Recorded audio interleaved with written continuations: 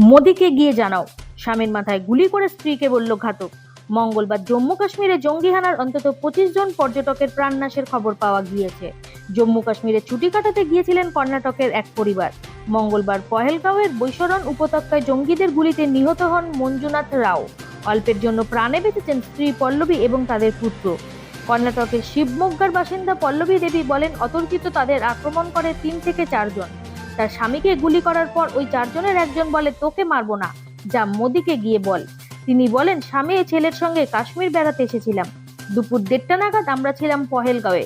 আচমকাই 3-4 জন বন্দুক হাতে আমাদের দিকে এগিয়ে আসে।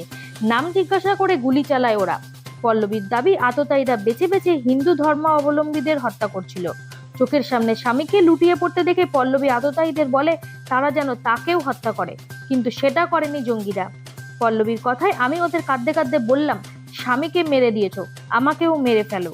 ওদের একজন বলল, না, তোমায় মারবো না, এটা তোমাদের প্রধানমন্ত্রী নরেন্দ্র মোদীকে গিয়ে বলো। পল্লবী জানান, তাদের ওপর আক্রমণের পরেই স্থানীয়রা উদ্ধার করেছেন। স্বামীর দেহ যাতে বাড়ি নিয়ে যেতে পারেন সেই আবেদন করেছেন কর্ণাটকের পল্লবী।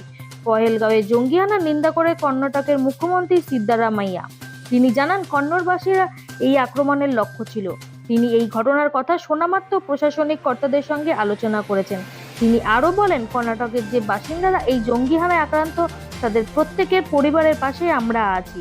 ব্যুরো রিপোর্ট, আমার বাংলা নিউজ।